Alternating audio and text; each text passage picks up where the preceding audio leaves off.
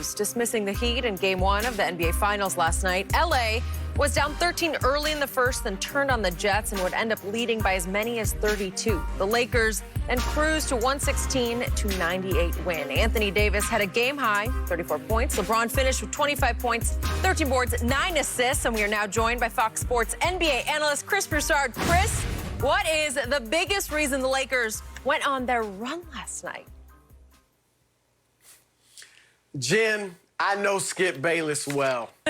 And because I know Skip well, I know that this is a trick question strategically planted to belittle LeBron James and act like he had nothing to do with the victory. Because we all know, Skip knows, Shannon knows, I know, everybody that watched the game knows that the Lakers went on their big run when LeBron was on the bench. All right, midway through the first quarter, 23-10 Heat, LeBron goes to the bench, and the others, as Shaq calls them, the role players, caught fire.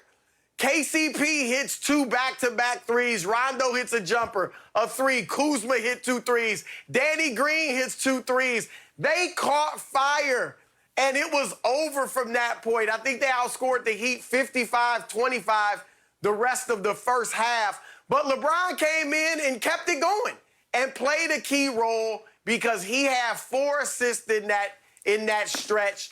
2 of them on 3-pointers. And what they did, poor Tyler Hero, who we praised a week ago, they hunted him, and LeBron hunted him. Spoelstra was switching everything. LeBron hunted Tyler Hero. They had to double, and so LeBron's passing it to guys for assists. So, yeah, I get it, okay? The run started with LeBron on the bench, but let's not act like the king didn't ball last night. Yeah. Because here's the thing, though. When you look at what Boston was able to do, the Boston doesn't have the passers that LeBron and Rondo is. So Kemba's more of a 2-guard, Skip, but he plays the point. Marcus Smart, they're not true point guards. Rondo is an old-school true point guard. LeBron James, although he's 6'9", he's basically a point guard. So they understand how to manipulate the defense. They don't spend a whole lot of time passing the ball around the perimeter. They're trying to step through. They're trying to get into a vacated area. The double team comes. Now I'm kicking to a wide open guy, or I'm finding AD. But the problem is, look, we can talk about, they made shots. The Lakers are just a better team, Chris. And unless the Heat grow and can keep the Lakers off the board, because you're not beating the Lakers. You're talking about literally growing tall, not growing up. No, growing grow tall, get taller. Yes, thank you. Unless Iggy can get to be 6'10", Crowder gets to be 7 foot tall. That's the problem. You're not beating the Lakers if you get crushed on the glass by 18 and you don't outshoot them from the 3. Because the only chance teams have of beating them is that they normally outshoot them from the 3-point line, and they can keep it close in the rebounding area. If they crush you on the glass, that means they're going to get second chance points. And when you give them more than 1 crack at you on the possession, they normally punish you for that. So, yeah, 75-30 midway through the first to the 6-minute mark of the third quarter. That's what they went on, a 75-30 run, Chris. And go James and AD because they can get whatever they want. Yeah, I was feeling real good last night. I didn't like the way the game ended, but I felt real good during that stretch. So, Chris Broussard, I love you, man, but I will be the first to tell you it did not even occur to me that LeBron wasn't on the floor when they started their run. You can ask my man Shannon Sharp. He didn't even bring it up. We did the whole A block on the show. It went like 25 minutes. I never brought that up, correct? You didn't bring it up, but I damn sure wasn't going to bring it up. Okay. But now that I brought it up... Thank you for bringing that up. I was definitely aware of it. I thought it was irrelevant to what was happening, because what was happening right before your very eyes, you said it yesterday, Chris, this is a mismatch, and it's really an epic mismatch. This is by far the worst team LeBron has faced in the finals, and I'm not even sure the Heat are worthy of being in the finals. They did what they did. They beat Boston to get there, but they're just not tall enough to contend with the Lakers. The Lakers' point guard is bigger than the Heat center. And I'm talking about, obviously, LeBron over Bam. And Bam really got exposed last night because he does play so hard and he can be a rebounding machine, but he managed only 4 rebounds.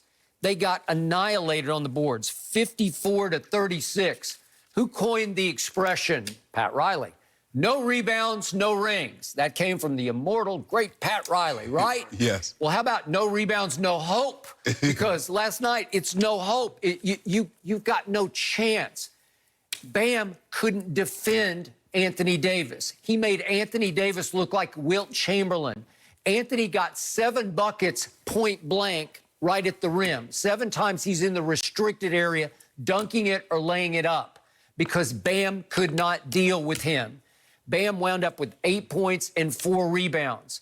And on defense, the Heat, they're a complete liability, but they have been all year.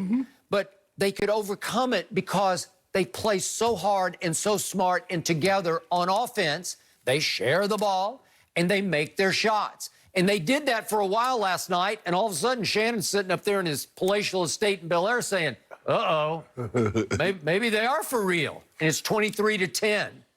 At that point, as LeBron said after the game, we got punched in the mouth, so we decided to punch back. And we got physical with them, which they did. And they go on a 77-32 run. Chris, process that for me. How hard is it in an NBA Finals game for one team to beat the other team over a stretch? 77-32 by 45 points. It tells you everything you don't need to know about this finals, because what started happening was the Heat just have to outscore you because they can't defend. No, they cannot. resort to the zone, which is it's pretty because hopeless. you can't defend one-on-one. You can't defend. They tried to defend one-on-one. That wasn't working.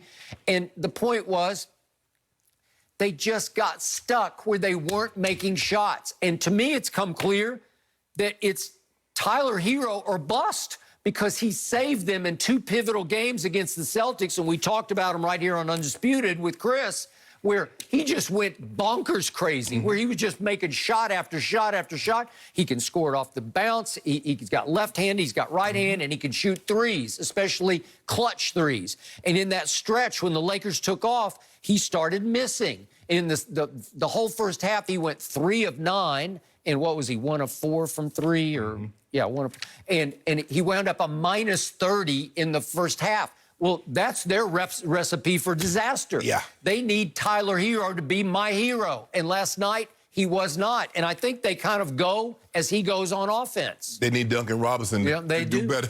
I mean, he played 27 minutes and gave you 0 points. But the Lakers wouldn't give him an open look. No, and that's what you got to do. Run it, got to run him off. And 70. Think about it, Skip. 77-32.